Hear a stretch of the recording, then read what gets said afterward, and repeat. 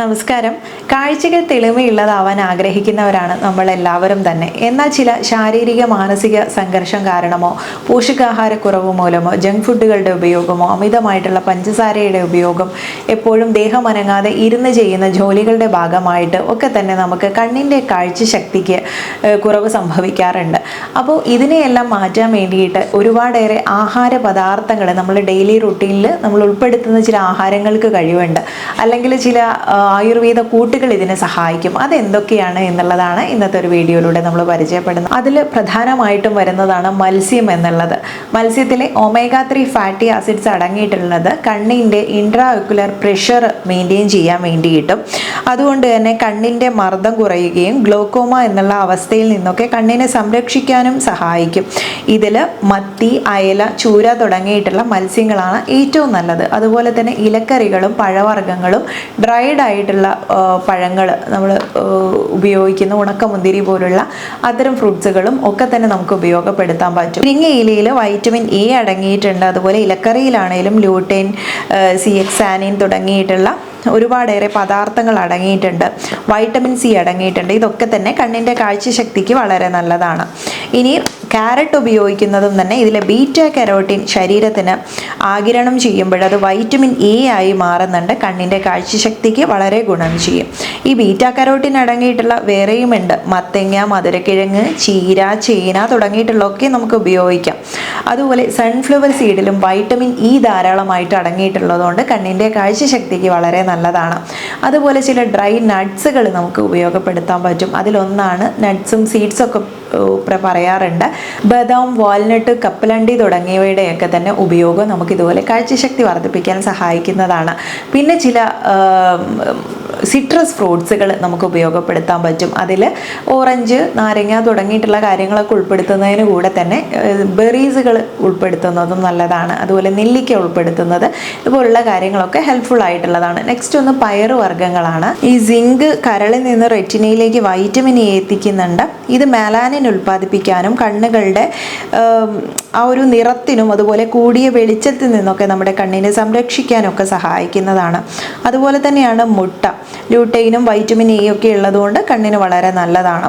ഇനി നെക്സ്റ്റ് ഒരു ചെറിയ രീതിയിലുള്ള ഒരു എക്സസൈസ് എന്ന് വേണം പറയാൻ. ഇത് നമ്മൾ രണ്ട് കൈകളും തമ്മിൽ കൂട്ടി ഇതുപോലെ ഒന്ന് ഉരതി കഴിഞ്ഞിട്ട് അത് രണ്ട് കണ്ണിനും മുകളിൽ വെച്ച് കഴിഞ്ഞാൽ ആ ഒരു ഇളം ചൂടോടെ വെക്കുന്നത് ഈ പാമിങ് വളരെ നല്ലതാണ് കണ്ണിൻ്റെ ആരോഗ്യം വർദ്ധിപ്പിക്കാൻ വേണ്ടിയിട്ട്. അതുപോലെ നസ്യം ചെയ്യുന്നത്, അണുതൈലം ഉപയോഗിച്ച് നസ്യം ചെയ്യുന്നതിനെ കുറിച്ച് ഡീറ്റെയിൽ ആയിട്ട് നമ്മൾ വീഡിയോയിൽ പറഞ്ഞിട്ടുണ്ടായിരുന്നു മുൻപ്.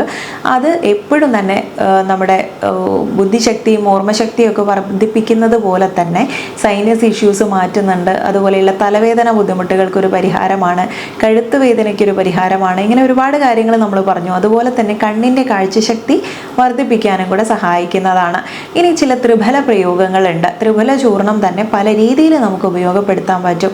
1 ടീസ്പൂണ് ഇതുപോലെ അല്പം ഇളം ചൂടുള്ള വെള്ളത്തിലിട്ട് രാത്രി ഒന്ന് കുതിർത്ത് വെച്ചിട്ട് അത് കുടിക്കുന്നത് നല്ലതാണ്. അതുപോലെ തന്നെ ഇത് കണ്ണ് വാഷ് ചെയ്യാൻ വേണ്ടിയിട്ട് നമുക്ക് ഉപയോഗിക്കാൻ പറ്റും.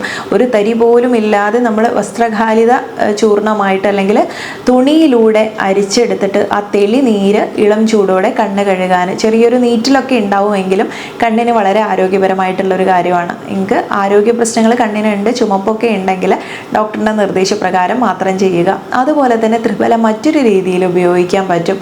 ത്രിഫലയും നെയ്യും തേനും കൂടെ ചേർക്കുന്നത് എപ്പോഴും ശ്രദ്ധിക്കുക. ത്രിഫല ഒരു 1/2 ടീസ്പൂൺ എടുക്കുക. അതിലേക്ക് തേനാണെങ്കിൽ ഒരു 8 മുതൽ 10 തുള്ളി വരെ എടുക്കാം. നമുക്ക് നെയ്യാണെങ്കിൽ ഒരു 3 മുതൽ 4 ഡ്രോപ്പ് വരെ മതിയായിരിക്കും. ശരിയായിട്ടുള്ള കൃത്യമായിട്ടുള്ള അല്ലെങ്കിൽ സമമായിട്ടുള്ള അളവിൽ നെയ്യും തേനും എടുക്കരുത് എന്നുള്ളതും പറയുന്നുണ്ട്. അപ്പോൾ ഈ രീതിയിൽ ഒരു കുഴമ്പ് പരുവത്തിലാക്കി ഇത് രാത്രി കാലത്ത് കഴിച്ച് കിടക്കുന്നത്, വേണമെങ്കിൽ ഒരു ഇളം ചൂടുള്ള വെള്ളവും നമുക്കതിനെ കൂടെ കുടിക്കാവുന്നതാണ്. ഇങ്ങനെ തുടർച്ചയായിട്ട് ചെയ്യുന്ന ആളുകൾ ചിലരെങ്കിലും ഉണ്ടായിരിക്കും. അങ്ങനെയുള്ളവരുടെ കണ്ണ് ശ്രദ്ധിച്ചാൽ മതി, അവർക്ക് കാഴ്ചശക്തിക്ക് ഒരു കുറവും സംഭവിക്കില്ല എന്നുള്ളതാണ്. അപ്പം ഈ നെല്ലിക്കയുടെയും കടുക്കയുടെയും താന്നിക്കയുടെയും ഒക്കെ തന്നെ ഈ പ്രയോഗം വളരെ കാഴ്ചശക്തി ഇമ്പ്രൂവ് ചെയ്യാൻ സഹായിക്കുന്നു. സീക്ക, തർപ്പണ തുടങ്ങിയിട്ടുള്ള മറ്റു ഒട്ടനേകം ആയുർവേദ ട്രീറ്റ്മെൻറ്റുകൾ തന്നെയുണ്ട് കേട്ടോ. അതൊക്കെ നിങ്ങൾക്ക് നിങ്ങളുടെ കണ്ണിൻ്റെ ആരോഗ്യത്തിനും അല്ലെങ്കിൽ കണ്ണിൻ്റെ പ്രശ്നങ്ങൾക്കും അനുസരിച്ചിട്ട് ഒരു ഡോക്ടറുടെ നിർദ്ദേശപ്രകാരം ഹോസ്പിറ്റലുകളിൽ പോയി ചെയ്യേണ്ട ട്രീറ്റ്മെൻറ്റുകളാണ്. അപ്പോൾ ഇത് മാത്രമല്ല, ഇനി ത്രാട്ടക എന്നുള്ള ഒരു പ്രാണായാമ അല്ലെങ്കിൽ ഒരു എക്സസൈസ് തന്നെയുണ്ട്. അത് നമുക്ക് കോൺസെൻട്രേഷൻ പവർ വർദ്ധിപ്പിക്കും. പഠിക്കുന്ന കുട്ടികളെയൊക്കെ ശീലിപ്പിച്ചു കഴിഞ്ഞാൽ വളരെ നല്ലതാണ്. എപ്പോഴും നമ്മുടെ മെമ്മറി ബൂസ്റ്റ് ചെയ്യാനും കോൺസെൻട്രേറ്റിംഗ് പവർ ബൂസ്റ്റ് ചെയ്യാനും ഒക്കെ സഹായിക്കുന്നതാണ്. സിമ്പിളായിട്ടുള്ള ടെക്നിക്കാണ്. അധികം കാറ്റൊന്നും ഇല്ലാത്ത വളരെ ശാന്തമായിട്ടുള്ള ഒരു സ്ഥലത്ത് മെഴുകുതിരി വെളിച്ചത്തിൽ നമ്മുടെ കണ്ണിന് നേരെ തന്നെ വരുന്ന രീതിയിൽ മെഴുകുതിരി തെളിയിച്ച് വെച്ച് ആ ഒരു പ്രകാശത്തിലേക്ക് മാത്രം നമ്മൾ കോൺസെൻട്രേറ്റ് ചെയ്ത് കണ്ണ് തുറന്നും കണ്ണടച്ചും ചെയ്യുന്നതുണ്ട്. കണ്ണ് തുറന്നിട്ട് ചെയ്യുമ്പം ചുറ്റുമുള്ള കാര്യങ്ങളൊന്നും ചിന്തിക്കാതെ അതിലേക്ക് മാത്രം കോൺസെൻട്രേറ്റ് ചെയ്ത് നമ്മൾ ഒരുപാട് സമയം ചിലവഴിക്കുന്ന ഈ ഒരു പ്രക്രിയ എപ്പോഴും തന്നെ നമുക്ക് ഇതുപോലെ കണ്ണിൻ്റെ കാഴ്ചശക്തി വർദ്ധിപ്പിക്കാൻ സഹായിക്കും. അതുപോലെ പാദാഭ്യംഗം ചെയ്യുന്നത് കണ്ണിൻ്റെ കാഴ്ചശക്തിക്ക് നല്ലതാണ്.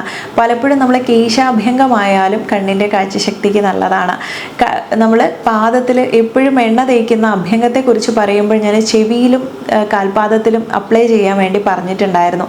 ഇതുപോലെ ഒരു നല്ല ഫുഡ് മസാജ് കൊടുക്കുന്നതും ഒക്കെ തന്നെ സർക്കുലേഷൻ കൂട്ടാനും കണ്ണിൻ്റെ ആരോഗ്യം വർദ്ധിപ്പിക്കാനും ഒക്കെ സഹായിക്കുന്ന കാര്യങ്ങളാണ്.